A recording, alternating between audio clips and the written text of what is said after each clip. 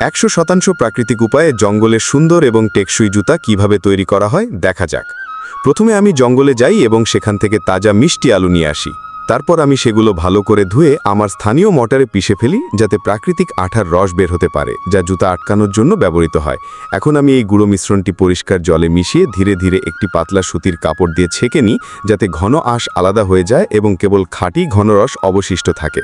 আমি এই রসটি ঢেকে পুরো 24 ঘন্টা রেখে দিই, যার ফলে নিচে একটি সাদা পুরু স্তর জমা হয়। এটাই আসল প্রাকৃতিক আঠা। এখন পরের দিন আমি উপর থেকে জল সরিয়ে নিচে জমা এই সাদা স্তরটি ঘষে তুলে উজ্জ্বল রোদে 2-3 দিন শুকাই, যাতে এটি সম্পূর্ণ শুকিয়ে যায় এবং শক্তিশালী হয়ে ওঠে। তারপর আমি এই শুকনো আঠাটি একটি পরিষ্কার কাপড়ে মুড়ে হাত দিয়ে চেপে খুব সূক্ষ্ম পাউডার তৈরি করি এবং এতে কিছু গরম জল যোগ করে একটি ঘন আঠালো পেস্ট তৈরি করি। এখন আমি পুরাতন পাতলা কাপড় ছোট ছোট টুকরো করে কেটে এই আঠা দিয়ে লেপ দিই, যাতে এটি একটি শক্তিশালী তলার জন্য প্রস্তুত হয়।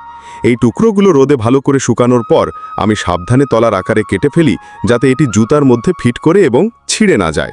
এখন আমি এই তলার ছাঁচে শক্ত করে সেট করি এবং একটি ধারালো সুই এবং শক্ত সুতো দিয়ে একটির উপরে আরেকটি সেলাই করি, যাতে বেশ কয়েকটি স্তর একত্রিত হয়ে একটি ঘন, শক্তিশালী এবং টেকসই তলার তৈরি হয়।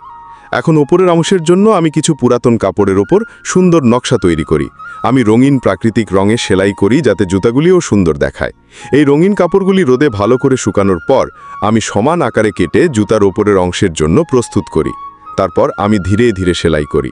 যখন ওপরের এবং নিচের অংশটি সংযুক্ত হয়, তখন আমি ওপরে একটি পাতলা স্ট্রিপ রাখি, যাতে জুতাটি পরতে আরামদায়ক হয় এবং শক্ত করা যায়।